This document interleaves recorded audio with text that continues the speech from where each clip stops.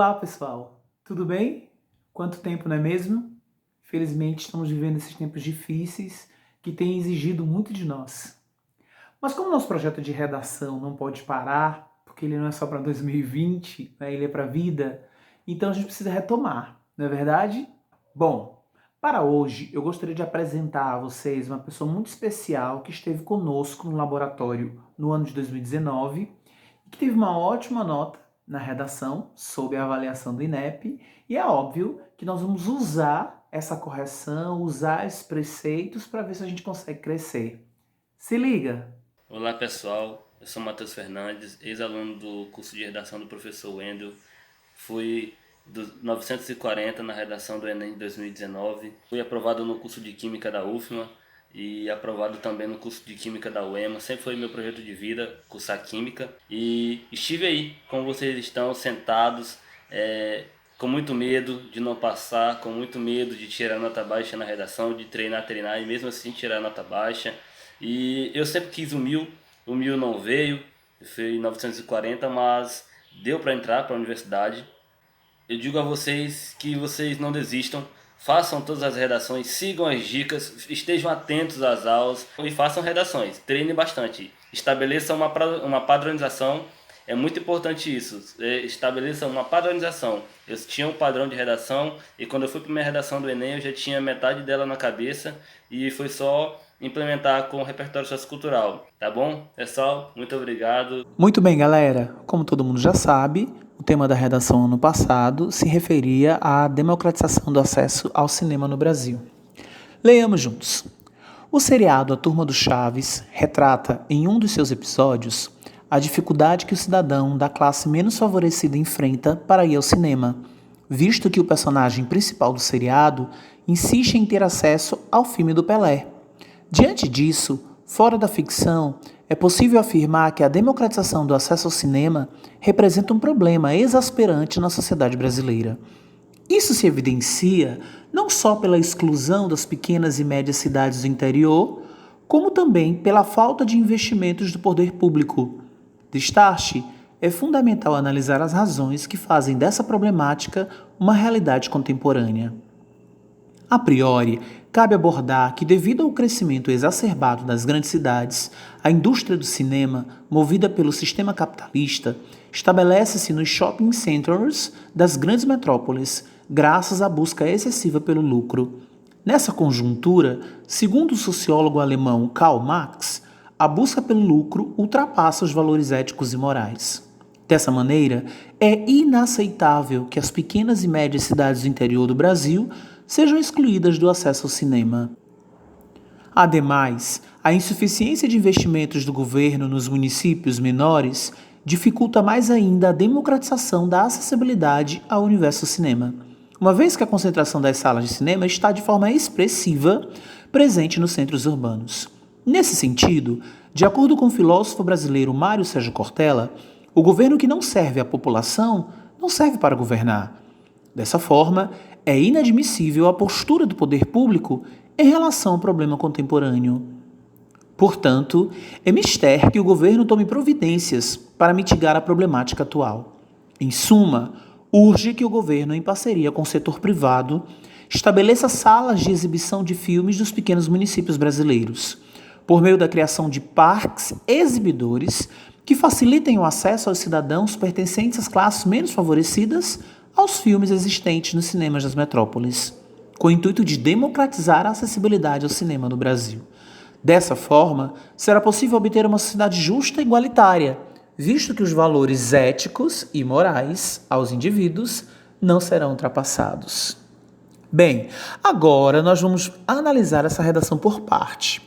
Aqui a gente tem um fragmento da introdução, certo? Então vejam que nessa primeira parte da introdução, eu destaquei em azul o começo desse primeiro parágrafo. E por que a gente está destacando o começo desse primeiro parágrafo? O que há de diferente nesse comecinho, né? Então, como todo mundo está vendo, né, e deve lembrar, como a gente leu, a Turma do Chaves foi a referência cultural escolhida para começar, para desencadear essa reflexão. como a gente vem dizendo várias vezes, a gente não pode chegar e querer de imediato definir alguma coisa, haja vista que nós não somos ainda cientistas. Nós não temos livros publicados, nós não temos artigos, nós não temos estudos, nós não temos pesquisas em relação a esses possíveis temas de redação.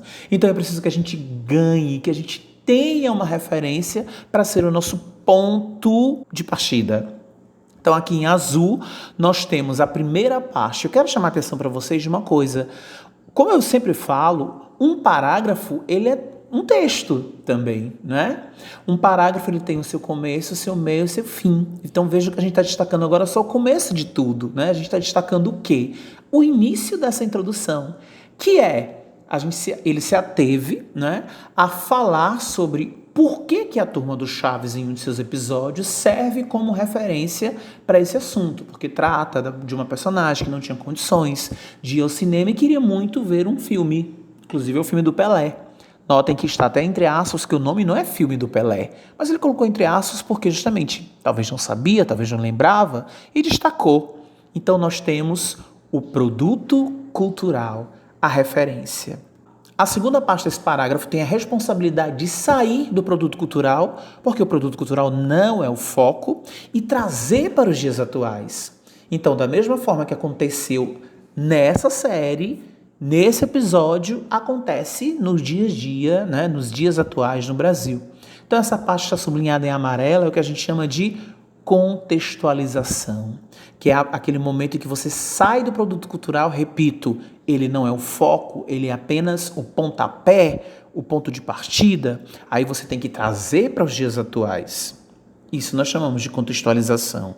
E por último, nós temos talvez a parte mais importante da introdução, que é aquele axioma, aquela frase, não é? Aquela pergunta, aquela afirmação, aquele questionamento que você vai fazer baseado no produto cultural, baseado na contextualização, porque agora começa a aparecer na redação o seu projeto, a sua autoria, as suas ideias. Então agora nós temos a tese. Então, se nós quisermos resumir, uma boa introdução precisa vir configurada, né, nesse caminho. Não precisa necessariamente ser nessa ordem. Pode ser que você comece com uma tese, o produto cultural esteja no meio. Existem várias maneiras para você construir isso, né? Mas a ideia é de que você sempre vai se basear em algo que serve para ilustrar, para enriquecer o seu conhecimento de mundo. Você vai trazer para os dias atuais e o mais importante, você precisa elaborar uma tese. E eu ainda destaquei aqui para vocês estão vendo em vermelho, né, os conectivos, que são parâmetros que vão nos ajudar na competência 4, não é? Então, sair do produto cultural, vir para a contextualização e ir para a tese, os conectivos serão importantíssimos para isso. Diante disso, fora da ficção e destarte. Beleza? Se você quiser dar uma paradinha no vídeo, refletir, faça isso, tranquilo? Agora nós vamos para o primeiro parágrafo do desenvolvimento. Então, no primeiro parágrafo do desenvolvimento, eu também quero mostrar a vocês como que a gente pode tentar, não é, ter um protótipo, não fixo, é óbvio, mas como inspiração, para que a gente sinta que aquele argumento está valendo a pena.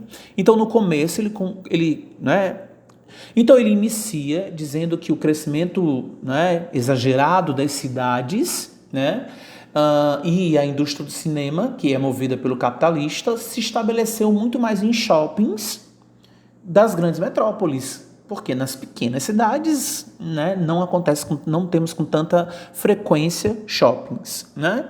Então, tudo isso pelo excesso do lucro. Então, o que ele fez? Ele apresentou o problema. O problema está apresentado. Mas isso não é o suficiente. O que precisa fazer agora? Exemplificar ou então justificar esse problema. Ele preferiu justificar. Nessa conjuntura, ele usa Karl Marx. Karl Marx é quem? Aquele que a gente estudou e aprendeu, que mais defendeu essa ideia de que a busca pelo lucro vai além dos valores éticos e dos valores morais. E ele encerra o parágrafo com a autoria, com a dedução. Se você pegar qualquer manual de correção do Enem, você vai ver que na competência 3, o principal preceito para você levar os 200 pontos é configuração de autoria. Não basta você pegar uma coisa que está num livro de história, que passou no documentário, que é uma pesquisa X, que é uma pesquisa Y, mas qual é a sua dedução sobre isso? Então vejam que essas três partes juntas formam o primeiro parágrafo de desenvolvimento. Mais uma vez, eu quero destacar a vocês a importância dos conectivos aqui, sobretudo, não é? Ligando uma partezinha a outra, se é que a gente pode chamar de partezinha, né? O a priori, que é uma expressão que significa antes de qualquer estudo mais aprofundado, nessa conjuntura, quer dizer, dentro dessa realidade, e para encerrar dessa maneira. Por que eu estou destacando esses conectivos? Porque se você começa a se acostumar com eles, eles já te induzem a fazer esse esquema, a apresentar o problema, a justificar ou exemplificar, ou então a concluir com a sua autoria. Se você perceber, no segundo parágrafo do desenvolvimento, ele fez a mesma coisa. Eu aqui agora, de propósito, não dividi. Se você quiser parar o vídeo de novo e tentar ver isso, por favor, faça.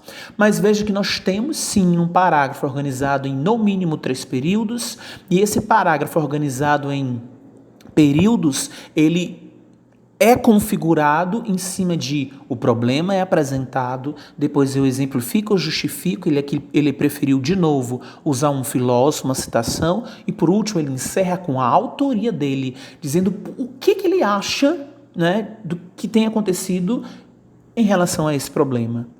E por último, nós chegamos, né, na nossa famosa conclusão. Né? Então eu tenho aqui a conclusão também desenhada, né, num modelo que eu vi há muito tempo na internet. Eu juro para vocês que não consigo lembrar o nome da professora, né, mas era num vídeo no YouTube, inclusive, em que a professora apresentava o AMDF. Me apaixonei por isso e desde então nunca mais larguei, não é? Então, o AMDF é o protótipo que eu tento ensinar aos meus alunos para que eles usem na conclusão.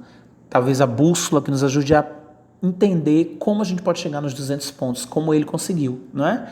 Então, vocês estão vendo que a parte em vermelho corresponde ao agente. Quem vai fazer alguma coisa para resolver o problema? O governo, em parceria com o setor privado.